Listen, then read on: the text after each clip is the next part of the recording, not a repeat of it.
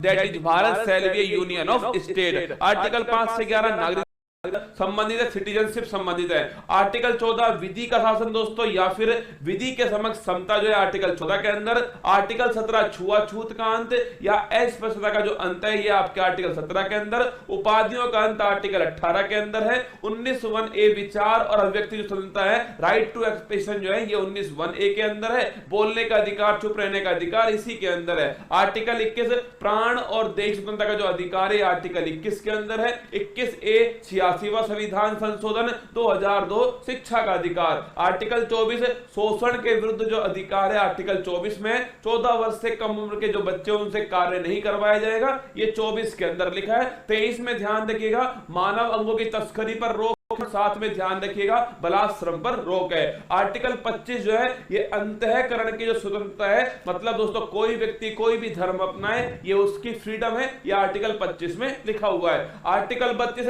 संवैधानिक उपचारों का अधिकार। सुप्रीम कोर्ट 5 प्रकार की रिट जारी करता है। बंदी प्रत्यक्षीकरण, अधिकार परीक्षा, परमादेश, प्रतिषेध और उत्प्रेषण। ध्यान रखिए 37 जो है डीपीएसपी न्यायालय में परिवर्तनीय नहीं होंगे, 37 में लिखा हुआ है। 38 लोक कल्याणकारी राज्य की स्थापना, पब्लिक वेलफेयर स्टेट आर्टिकल है। आर्टिकल 39A ध्यान रखिएगा निशुल्क विधिक सहायता, फ्री लीगल एड 39A है। आर्टिकल 40 के अंदर ध्यान रखिए ग्राम पंचायत का जो गठन है ये आर्टिकल 40 है। आर्टिकल 44 ध्यान रखिएगा यूनिफॉर्म सिविल कोड, समान नागरिक संहिता आर्टिकल 44 है। आर्टिकल 47 पोषण का अधिकार, राइट टू न्यूट्रिशन जो है आर्टिकल 47 है। इसके बाद आर्टिकल 50 ध्यान रखिए दोस्तों आप सभी, कार्यपालिका और न्यायपालिका जो है ये अलग अलग है, इनकी शक्तियां अलग अलग हैं, इनका पृथक्करण जो है आर्टिकल 50 में। 51 में ध्यान रखिए अंतरराष्ट्रीय शांति या भारत की विदेश नीति आर्टिकल 51 में। 51A ध्यान रखिए 42वां संविधान संशोधन है,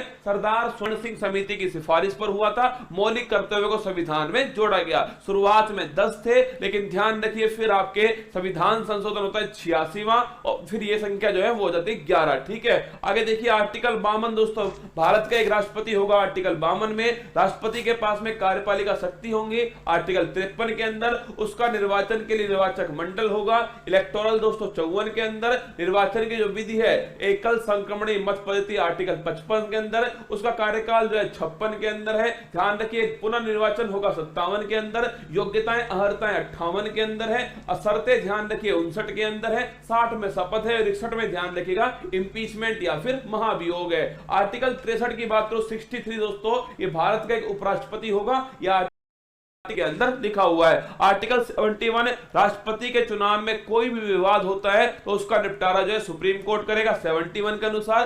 72 में क्षमादान की शक्ति राष्ट्रपति की।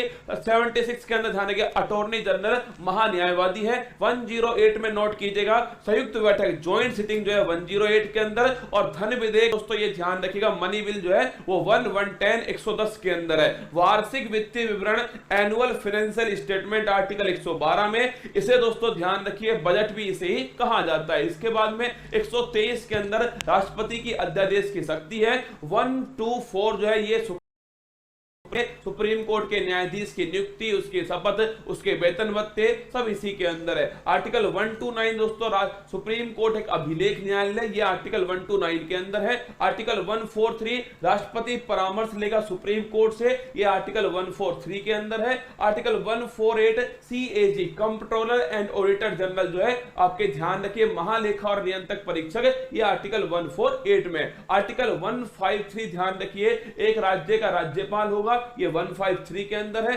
161 में उसके क्षमादान की शक्तियां हैं। और 165 में ध्यान रखिए राज्य का सबसे बड़ा जो वकील है जिसे एडवोकेट जनरल कहते हैं वो 1 के अंदर है। 213 दोस्तों राज्यपाल का अध्यादेश 213 के अंदर।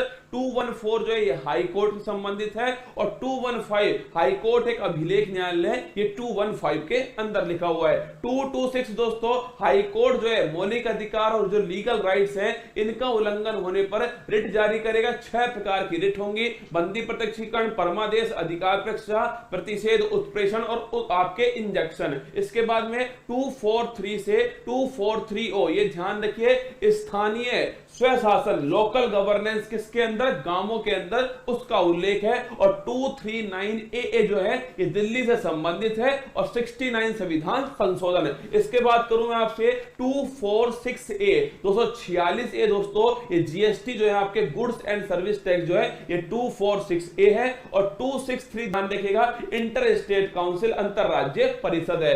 266 ध्यान रखिए, 266 जो है संचित निधि कंसोलिडेटेड फंड है। और 267 में नोट करना, आकस्मिक निधि जो है जो राष्ट्रपति के हाथ में होती है, ये 267 के अंदर। इसके बाद 280 में दोस्तों नोट करना, फाइनेंशियल कमीशन जो है, वित्त आयोग जो है 280 के अंदर है। 300 संपत्ति के अधिकार को मौलिक अधिकार से निकालकर लीगल राइट्स में डाला गया था, 44वां संविधान संशोधन 1978, और उसी के तहत संपत्ति का अधिकार जो है ये आर्टिकल 301 के अंदर आ चुका है। 315 UPSC union public service commission है। 324 ध्यान रखिएगा जो केंद्रीय निर्वाचन आयोग है, 324 के अंदर। 338 की बात करूं आपसे, national commission for schedule caste, अनुसूचित जाति आयोग जो है ये 338 में है। और 89वां संविधान संशोधन हुआ, और ध्यान रखिए इसी के द्वारा 338A आया, national commission for schedule caste, अनुसूचित जनजाति आयोग जो है 338A के अंदर। 343 की बात करूं, संघ की राजभाषा जो है वो 343 के अंदर।